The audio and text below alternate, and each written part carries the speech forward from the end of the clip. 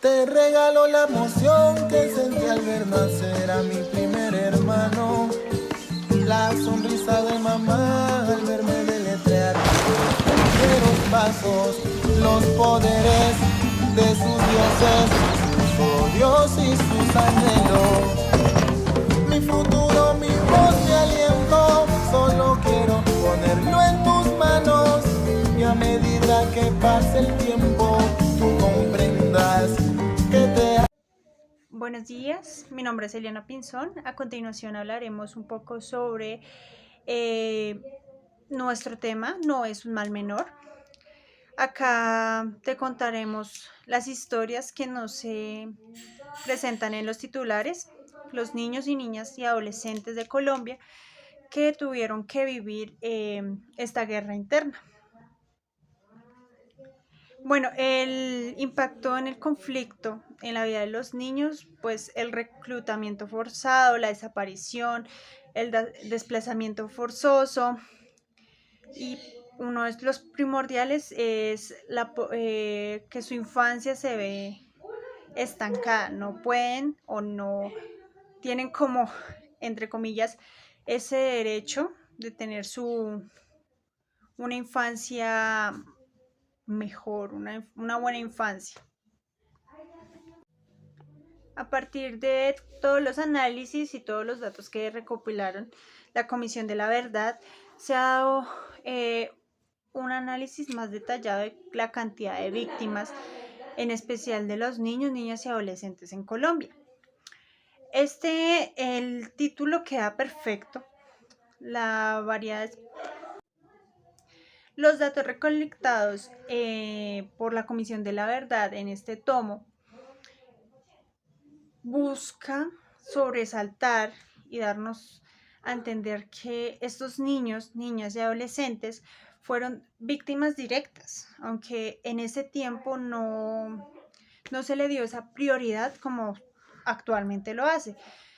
Esta prioridad nació después de la consulta y la reforma de la Constitución que se creó la Constitución Política del 1991, aunque la Comisión de Derechos de Niños también sacaron artículos en el año de 1989. Estas dos se unieron y hace que los niños en Colombia, niños, niñas y adolescentes sean sujetos de especial protección, a lo cual en los años anteriores, cuando estos niños, actualmente ya adultos, no tuvieron como ese derecho, esa prioridad ante estas violaciones que ellos recibieron en su infancia. Aparte hablamos de no solamente de los niños campesinos, sino también se puede podemos hablar sobre los hijos de los combatientes, de los hijos de los excombatientes y de los hijos de los militares. Encerrándolo un poco en contexto, había niños que por lo general sufrieron exilios por solo saber que su papá era un excombatiente. Tenían que irse, tenían que cambiar de nombre, cambiar lugares, cambiar todo para evitar, digamos, ciertas atribuciones de que le hicieran daño porque su papá era combatiente, o lo mismo le pasaban a los hijos de los militares.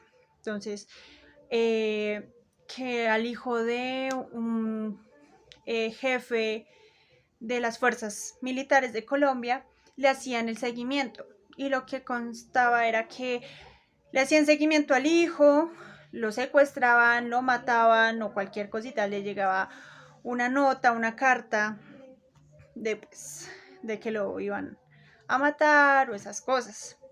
Entonces es ahí donde uno analiza y dice, ok, no solamente ellos tuvieron que vivir ese... La Comisión de la Verdad nos da unos datos sobre aquellos niños, más o menos qué sufrieron, qué fue lo que más se sufrió en estos niños. lo que más resalta es el desplazamiento con 2.461 casos. El exilio con 340 casos, el despojo 348, el pillaje, la tortura con 348. Como se ve en la diapositiva, también resalta el atentado con 466. Aparte de estas violaciones, o sea, de estos casos, también podemos ver que ellos fueron para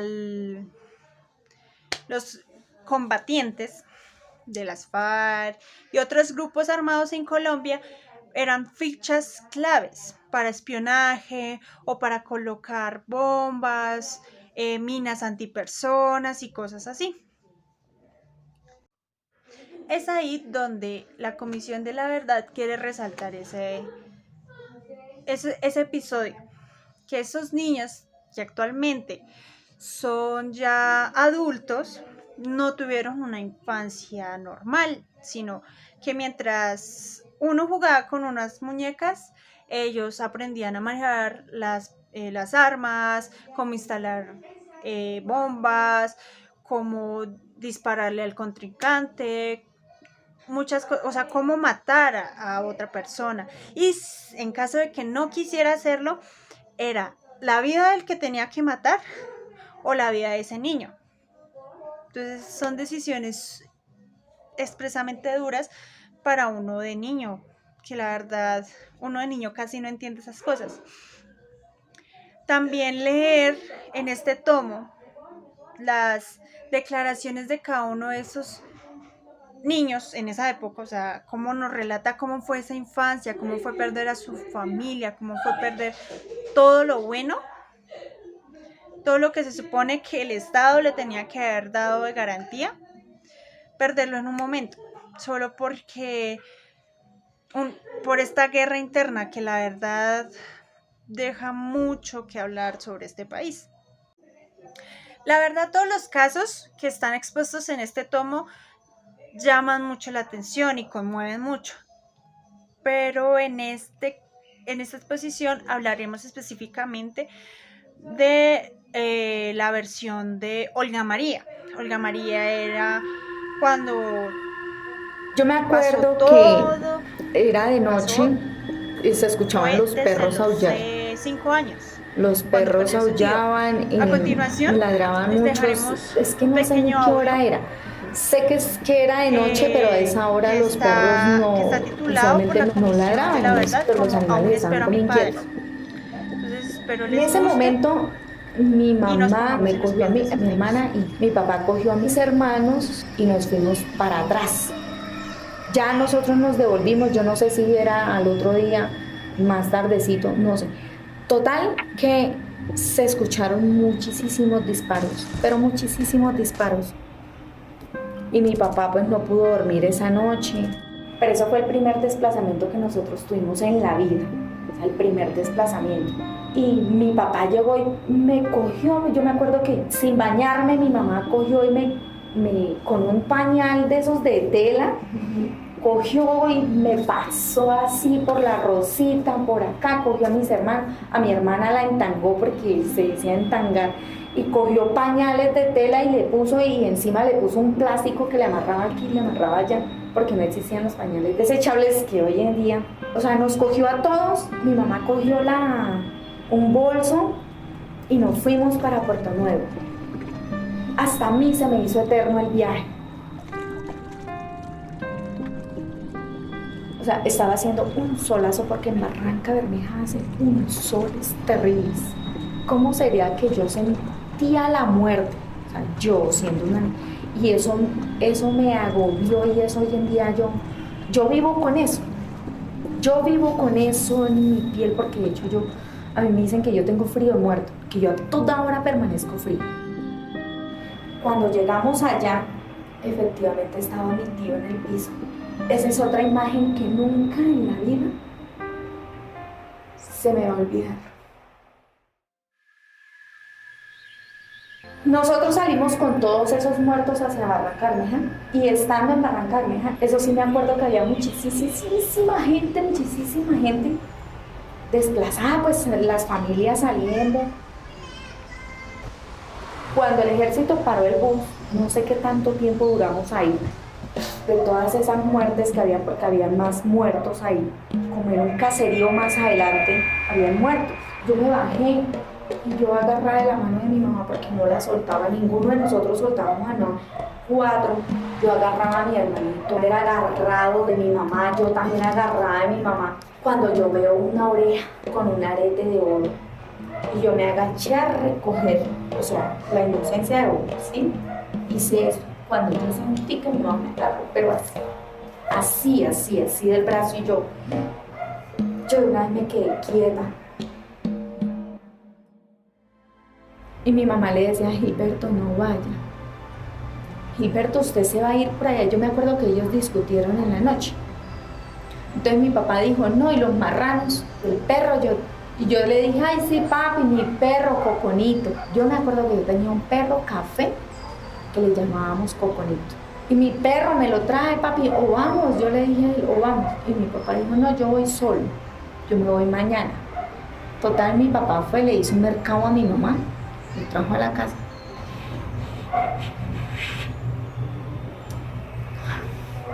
Eso fue el 15 y se fue. A la fecha habían pasado 31 años. No.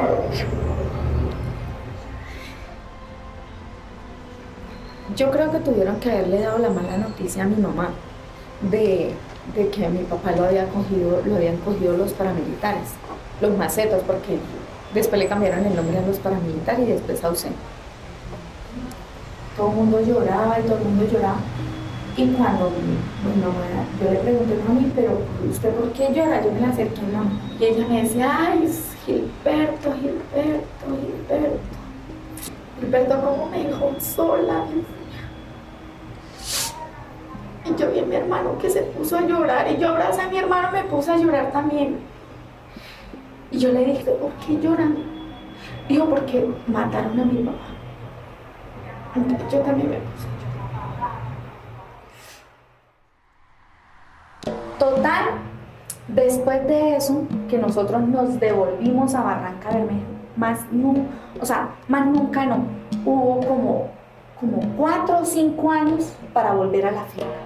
O sea, ya a ese entonces pues no había ni perros, estaban las ollas, de hecho estaba el caldo creo que podrido dentro de las ollas porque todo los platos y todo ahí, tal cual.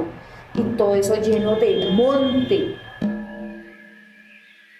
Yo lamento muchas cosas y lo que más lamento yo es no haber tenido a mi padre. Uno va creando su propia armadura, ¿no?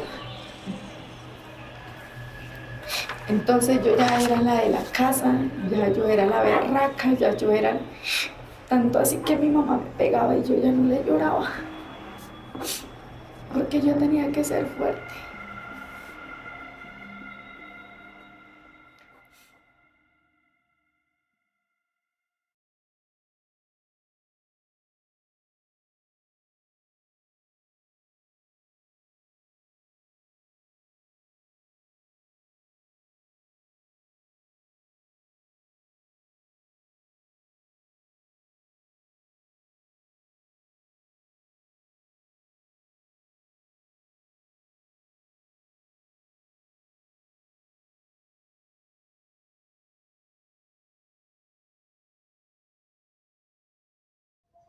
Es muy triste escuchar esta realidad, ya porque el solo pensar en perder su padre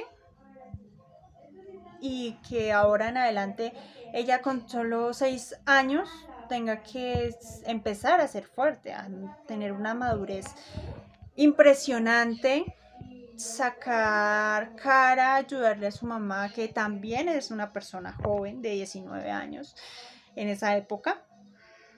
Y colaborarle con las cosas. Aparte de eso, de que digamos tiene que ayudar y ocupar como de cierta manera el puesto de su papá, lo triste es que a pesar de que haya ese dolor de pérdida, de dejar todas sus cosas a un lado, sus tierras, su finca, y saber que tuvo que aparte de eso vivir violaciones, o sea, no solamente una violación sexual, sino violaciones de derechos humanos. Eso es lo que más duro da, porque vienes con una consecuencia y que la vida te dé todas esas cosas más, y siendo una niña, la verdad no es justo. Entonces es ahí donde la verdad, ya a lo personal, me deja mucho que pensar, me deja, la verdad, con un sinsabor, porque en esa época no eran reconocidos como víctimas directas. Entonces, vivir con eso y hasta ahora que lo toman más seriamente cuando ya el daño está hecho. Entonces, eso es lo que como que no me gusta. Saber que muchos niños, aparte de violaciones, maltratos, porque como tenían que vivir, los acogían familiares o familias así que decían adoptarlos y vivir como esa negativa, que porque son desplazados, que porque no tienen familia, que porque un montón de cosas, y ver cómo esa misma gente se aprovecha de estos niños. La verdad, la vida es muy ilógica. Pasando a otro tema y queriéndoles hablar sobre el papel fundamental que tuvo la escuela, que tuvo el abandono del Estado a los entes educativos, hacia la educación de las personas que vivían en situaciones vulnerables, personas que vivían en sitios rurales. Pues el texto nos habla y nos pone en un punto de partida de pensar cómo eran las escuelas en ese entonces, que ahorita todavía vemos que el Estado tiene muy abandonado las escuelas rurales, donde hay niños que tienen que caminar 2 horas para llegar al colegio, que tienen que pasar por trocha, y si ahorita es así, en ese entonces era mucho más complicado acceder a la educación. Y entonces nos cuenta cómo el papel del colegio se volvía el sitio de guerra. ¿Por qué? Porque digamos que habían muchos colegios que estaban cerca de estaciones de policías, cerca de militares, y entonces eran un campo de guerra. Los niños los niños le tenían miedo totalmente a ir a su colegio, un colegio que puede ser el único que haya en el pueblo, un colegio que quizás no tenía las mejores instalaciones, pero que por lo menos les proporcionaba pues un mínimo de calidad. Y entonces nos cuentan varias historias de niños que tuvieron que pasar por cosas terribles en el colegio, donde muchas veces hubieron atentados, muchas veces estuvieron como envueltos en ese conflicto, porque por lo mismo al Estado no le preocupaba poner una estación de policías al lado, o a los militares no les preocupaba poner su campamento al lado, y no pensaban en el trasfondo, ¿no? En el que, venga, si nos llegan a atacar, pues los niños van a ser afectados claramente. Y entonces muchas historias nos cuentan como no, un día normal allá se prendían a bala, o un día normal escuchábamos o se nos metían aquí los militares y cogían esto de trincheras, y entonces comenzamos a ver cómo los colegios dejan de ser ese espacio educativo para el que son y para lo que sirven y para lo que funcionan, y comienzan a ser ese espacio donde el gobierno, los militares, los paramilitares y muchos otros entes, pues guerrilleros y demás, los comienzan a tener como de puntos de guerra. Entonces pues esto fue creando un pensamiento en los niños, un temor de ir al colegio terriblemente, porque tras de que eran pocas las posibilidades de ellos de acceder a la educación, pues era un peligro obviamente ir a una escuela de estas, tener que ver este tipo de cosas, ya era complicado desde ahí. Por entonces se encuentran muchas más cosas en el ámbito escolar en estos tiempos, porque digamos que el libre pensamiento ni de los profesores ni de los estudiantes pues estaba permitido obviamente, porque digamos que si un profesor le decía a un chico, no, ponte las pilas, y el chico tenía un amigo paramilitar, entonces ya él le decía, no, venga, denle un sustico al profesor, y así, entonces comenzaban a limitar esa libre expresión, se comenzaban a ver adoctrinamientos por parte de guerrillas, por parte de paramilitares, donde tú no puedes decir nada, o por ejemplo un profesor de filosofía no podía dar una cátedra libertadora porque entonces, venga, porque está haciendo esto, porque le está enseñando a los chicos esto, y entonces vemos ese adoctrinamiento por parte de de estos entes, como la guerrilla y bueno, muchos más entes paramilitares, hasta los militares. Y vemos como, o sea, ya vemos que las instituciones y los colegios son algo que el gobierno tiene muy apartado, donde las instalaciones son pues no las mejores, y entonces vemos que muchas de estas instalaciones fueron víctimas de la guerrilla, que fueron o estuvieron involucradas en algún conflicto donde pues se vuelve pedazos lo poquito que quedaba, y donde el gobierno es como no sé, yo ahorita le estoy invirtiendo a la guerra, a mí no me importa si el colegio por allá de no sé dónde se destruyó porque, no sé, hubo un conflicto, no me importa, yo ahorita le estoy invirtiendo a la guerra.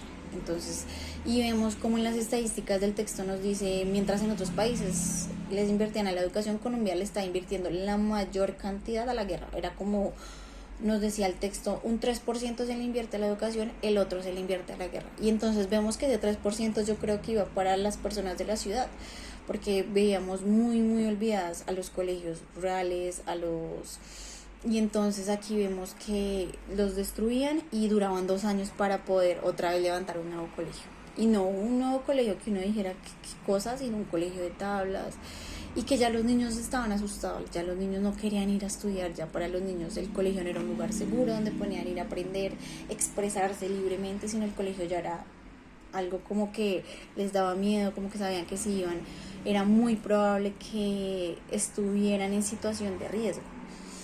Y entonces como esa falta del Estado de decir, venga, les voy a poner otro colegio o les vamos a arreglar el que por nuestra culpa pues se derrumbó, hizo que muchos entes como paramilitares, militares crearan colegios. Entonces se comenzó a ver esta ola de que todo el mundo creaba un colegio, pero era, venga, yo le doy este colegio, pero usted va a enseñar esto. Entonces igual comenzaban a hacer adoctrinamientos, ya los niños no jugaban cosas como al fútbol, sino jugaban a ser usted guerrillero, yo soy paraco. Y así fueron cambiando los pensamientos de estos chicos, y asimismo pues estos entes educativos que fueron creados por guerrillas, por paramilitares, lo que hacían era adoctrinar a los chicos mucho, a querer pues que se unieran a la guerra, que pensaran como ellos, y los que no pensaran pues se iban. Y entonces en algún momento nos cuentan cómo se crea un colegio militar donde las chicas no podían ir con el cabello pintado, donde los hombres todos tenían que estar rapados. Entonces esta violación tan terrible a los derechos humanos, y porque ellos no tenían libertad de expresión para absolutamente nada, y no podían decir, no, yo no voy a ir a estudiar, porque era el único colegio que tenían. Entonces es muy triste ver esto, y es muy triste ver cómo el Estado nunca hizo nada. Era como, no, mi vista está como en la guerra, ustedes no me importa, pues ahí tienen un colegio, mire si van, y si no van, pues no me importa. Y pues era lo único que tenían estos chicos, no tenían alguna otra opción. Y entonces asimismo nos cuenta que el colegio, tras de que ya era difícil su acceso, se convirtió en un lugar donde las guerrillas, los paramilitares estaban enseñándoles a cómo actuar en la guerra. ¿Sí? Los enseñaban a disparar. Entonces vemos como en este momento a los chicos se les comienza a crear un pensamiento en donde en los colegios ya les enseñan es cómo armar un fusil, cómo actuar en situaciones de guerra, qué pensar y qué no pensar. Y nos cuenta la historia, que en este momento no recuerdo el nombre de una chica, que no contó como tal la historia de ella porque pues le parece algo muy desgarrador, pero sí nos cuenta como más o menos qué fue lo que pasó, de uno de estos colegios, que la dueña y pues su esposo, que en esos tiempos era un trabajador público, pues tenían un colegio, que era pues de chicas y que mandaban a las chicas a veces a los lados como más recónditos del colegio, donde ellos sabían que estaban los paramilitares para que ellos las cogieran, se las llevaran 8 días a hacerles quién sabe qué cosas y las devolvieran. Y donde esta señora nunca dijo nada, donde ella lo hacía porque sabía que esto les iba a pasar. Y entonces vemos como no hay protección de absolutamente nadie, o sea, la familia no los protege, porque digamos que en este contexto vemos también como que les hace falta ese apoyo paternal, pero no es algo que podamos juzgar a la primera manera, porque también están viviendo la guerra, también están viviendo el conflicto armado, sus papás, sus mamás, pero también vemos que las instituciones y los dueños de las instituciones no los ven como a los estudiantes, ¿sí? Sino también los ven como formas de trueque, de decirle, venga, no me ataque la escuela y yo le mando unas niñas. Y vemos cómo no tienen estos niños protección de absolutamente nada, como no tienen ni siquiera el derecho a jugar, ¿no? Porque nos cuentan también la historia de César, un niño que nos contaba que ellos no tenían derecho ni siquiera a jugar fútbol porque el colegio está minado de minas. Entonces ellos cuando tiraban un balón se escuchaba la mina. Entonces no tenían ni siquiera el mínimo derecho a jugar. Y también hay otra historia de un chico que nos cuenta que ni siquiera en las actividades extracurriculares pues de los colegios, nos cuenta que él estaba súper emocionado, que iba a ir con sus 2 hermanos mayores, que su papá le decía como tome y le di su plática para que vaya y se la gaste allá. O sea, digamos que estos niños estaban muy encerrados en violencia, muy encerrados en conflicto, y cualquier cosa que a ellos los sacara de eso, pues obviamente era felicidad para ellos y para los papás. Y nos cuenta como en un viaje escolar la guerrilla apareció. Él vio como su hermana se desplomó, después su hermano, y como una niña mayor que él le dijo, venga, agáchese y no se vaya a parar.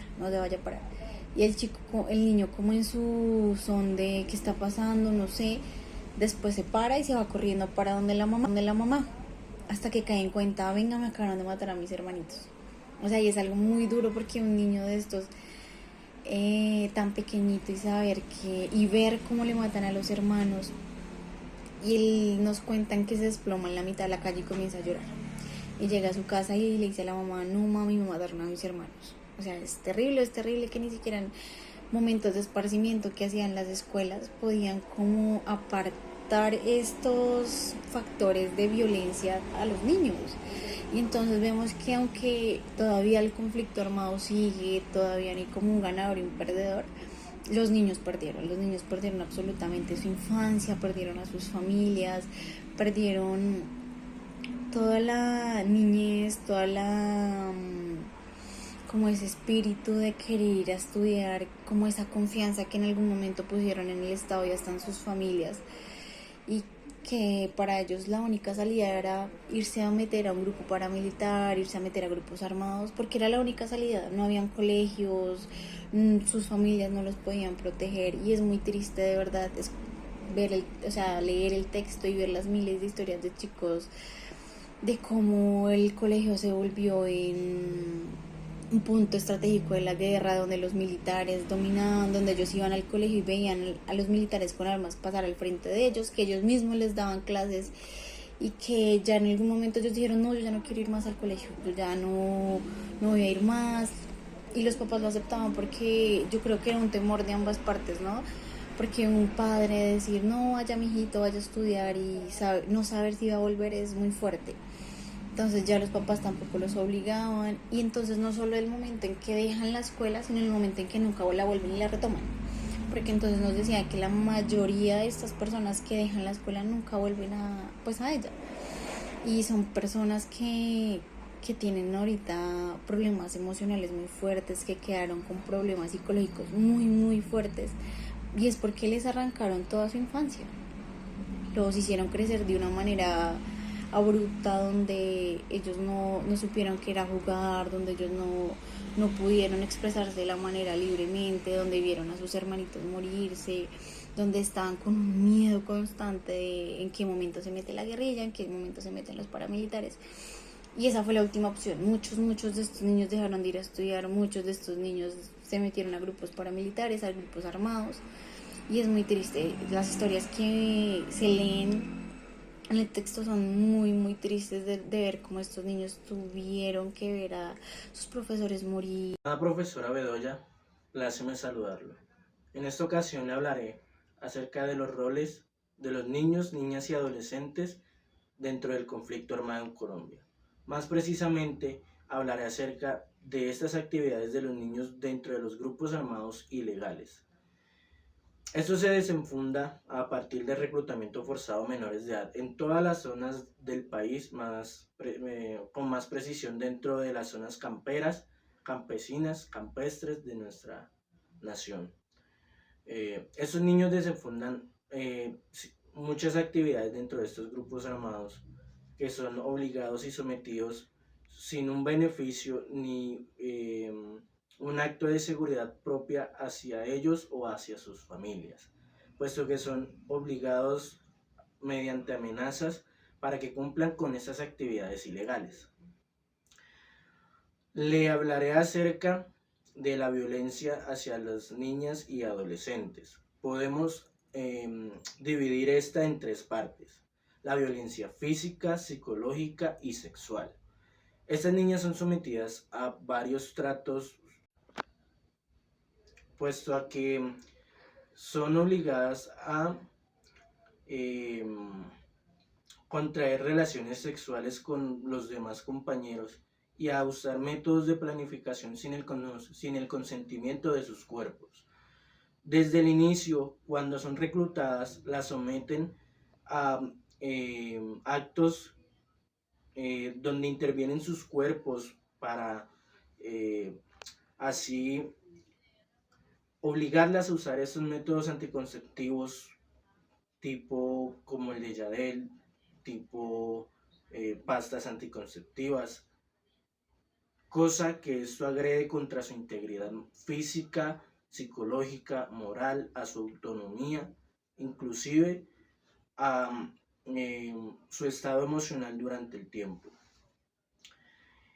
Tenemos el conocimiento de una de las personas que vivenció esta situación, y se trata de Alicia, una niña que con tan solo 10 años de edad entró a ser parte del ELN forzada, obligada, porque amenazaron a su familia, y en cuanto llegó al campamento donde se encontraban los comandantes de estas filas, la obligaron a someterse al uso del Deyadel sin una anestesia, sin alguna clase de adormecimiento para que ella no sintiera el procedimiento y no le doliera lo del procedimiento. A estas niñas arremeten contra sus decisiones, su voluntad y su autonomía, porque al contraer relaciones sexuales no consentidas con los demás compañeros, esto se ve considerado como un acceso carnal dentro de la jurisdicción colombiana. Podemos decir también que la someten a hacer abortos no consentidos porque no ven viable que estas niñas y estas adolescentes tengan hijos dentro de las organizaciones, porque serían para ellos, en palabras, abro comillas, un estorbo. De igual manera, podemos acotar o mencionar que estas intervenciones para el aborto son hechas a bases de violencia. Muchas veces las agreden hacia el vientre, provocándoles el aborto inmediato, o muchas veces cuando ya se desarrolla un poco más el feto dentro de estas mujeres, las obligan a abortar de manera sangrienta o interviniéndolas quirúrgicamente sin algún tipo de anestesia. Estos niños y niñas y adolescentes son obligados a cumplir acciones tales como las de ranchería, vigilancia, las obligan a lavar la ropa de sus compañeros, las obligan a cocinar, incluso son obligadas a tener relaciones sentimentales con sus comandantes de turno. Estas prácticas vienen siendo constantes por grupos como las FARC-EP, el ELN, el EPL y grupos paramilitares a lo largo del tiempo como son los Castañeda, las AUCE y este otro tipo de grupos paramilitares. Siguiendo con la idea principal y tomando en cuenta las experiencias de los testigos, tomamos nuevamente el caso de Alicia, perteneciente al grupo ELN, donde ella nos comentaba o se comenta que su experiencia dentro de lo que fue esta organización fue totalmente una vivencia totalmente tormentosa, pues desde el momento en que ella es reclutada a este grupo, amenazando su vida y a la de sus familiares, en el momento en que llega intrafilas a donde están los ranchos ubicados y es sometida en primera instancia a usar este método anticonceptivo y consiguiente a contraer relaciones sexuales con sus compañeros, ella nos comenta que es impresionante la forma como las obligan a estar con los demás reclutas. En cierto punto, a Alicia la obligan a ser pareja sentimental de uno de los comandantes. Aunque ella dice que esto le dio un poco de alivio, porque esto la exoneraba de algunas cargas como la de cocinar, planchar, incluso lavar a tanta gente, sino que ella se limitaba a hacer las funciones que solo le pedía su comandante y su pareja en su momento. Estos niños, continuando con la idea y saliéndonos un poco de la experiencia de Alicia, podemos decir que estos niños vienen siendo parte de la guerra desde 1960, cuando las guerrillas en sus inicios, a base de que empiezan a perder terreno ante las fuerzas militares, deciden reclutar menores de edad para un mayor rendimiento y pensando en las fuerzas militares en presente y a futuro. Con el paso del tiempo y de los años, con la inclusión de los paramilitares en la guerra del conflicto armado en Colombia, también empezamos a escuchar dentro de todo el país denuncias de reclutamiento de menores forzado. Dentro de esto, quiero resaltar una frase que es muy importante que le decían a las niñas y adolescentes, que era: si tú no estás conmigo, mueres. Esta era la frase con que solían amedrentar a todas esas niñas y adolescentes para que contrayeran relaciones sexuales con niñas y adolescentes, que era: si tú no estás conmigo, mueres. Esta era la frase con que solían amedrentar a todas esas niñas y adolescentes para que contrayeran relaciones sexuales con los comandantes o con los poderosos, como intrafilas se mencionaba. Con esto, con lo siguiente quiero cerrar esta intervención y contar a base de la experiencia de estas personas que vivieron el conflicto armado en Colombia, de estos niños que durante el tiempo o a través de su crecimiento, ya en su etapa adulta, nos cuentan al país, nos cuentan a la gente cómo son esas experiencias y con lágrimas en sus ojos detallan cada parte de lo que es la guerra en Colombia. Estamos en un país que lleva más de 50 años en guerra y que desgraciadamente vamos a seguir teniendo estos casos de reclutamiento infantil, aunque la ley en su constitución política disponga la protección especial para menores de edad dentro del conflicto armado. Cerrando con esto, puedo mencionar que no se evidencia una soberanía de las fuerzas militares dentro del territorio nacional, porque prácticamente todo el territorio o toda la nación está invadida de estos grupos ilegales y son estos los que gobiernan dentro de estos territorios. Hablamos del Cauca, el Bajo Cauca, el Magdalena Medio, el sur de Bolívar, inclusive nos podemos trasladar a zonas tales como Boyacá, incluso Nariño. Con esto concluimos y muchas gracias por su estimada atención.